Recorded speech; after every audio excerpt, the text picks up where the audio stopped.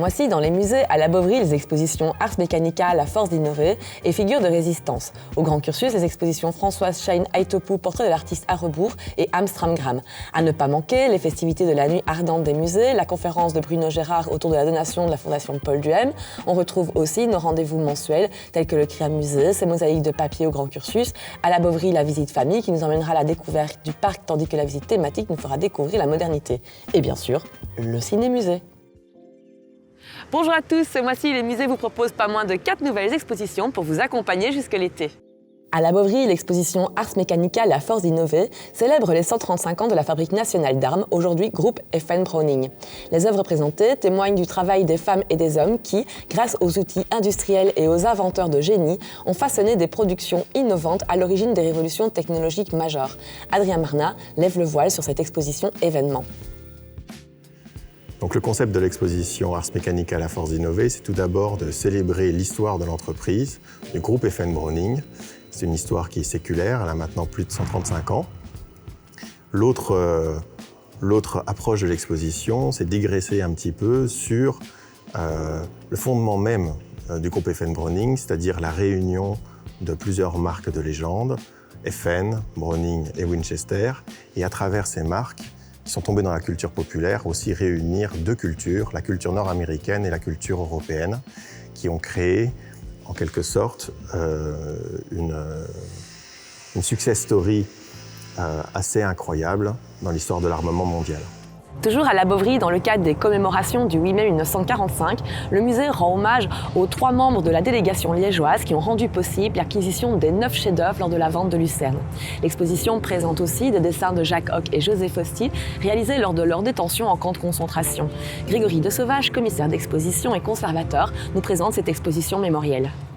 Les figures de résistance qui ont participé à la vente de Lucerne et qui ont permis les achats à cette vente sont Gilles Bossement, Auguste Bouisseret et Jacques Hox. Alors les 2 premiers se sont particulièrement engagés pour défendre les valeurs démocratiques de façon diverse et variée.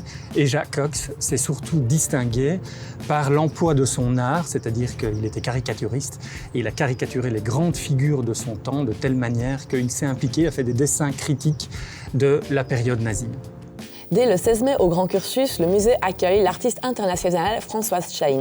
Cette artiste plasticienne engagée est connue pour ses interventions monumentales liant architecture, art et fresques en céramique. Ses projets offrent invariablement une réflexion sur la Déclaration des droits humains qu'elle inscrit sur les murs des villes où elle est invitée à intervenir.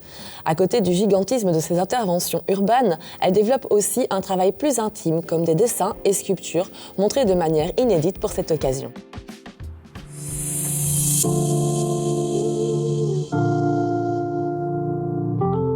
Jusqu'au 29 juin, ce sont les étudiants de l'école Elmomode qui investissent le Grand Cursus. Après une immersion dans les collections textiles du musée, ils ont relevé le défi de concevoir un gilet de steward pour le futur tram de Liège. À partir d'un kit composé d'un vêtement de travail et d'un habit ecclésiastique désaffecté au culte, les étudiants ont eu pour mission de sublimer ces matières nobles du passé dans une création contemporaine et durable. Ces pièces sont présentées en dialogue avec les collections textiles du parcours permanent. Ce regard croisé entre passé et présent propose une relecture inédite du textile. En parallèle des expositions temporaires, les musées vous invitent à venir fêter avec eux la nuit ardente des musées le 17 mai. À cette occasion, le Grand Cursus, la Boveri, le musée du Luminaire et le musée Grétry seront accessibles jusqu'à 22h. À cette occasion, des concerts et autres activités animeront la soirée. Restez programmés à nos réseaux pour en connaître plus sur le programme. Le 13 mai, dans le cadre du nouvel accrochage à la Galerie Noire, regard sur la donation de la Fondation Paul Duhem, le musée organise une conférence de Bruno Gérard, artiste plasticien et fondateur de la Fondation Paul Duhem. Il présentera les missions de la Fondation et son travail d'animateur au sein des ateliers de la Pommeraye.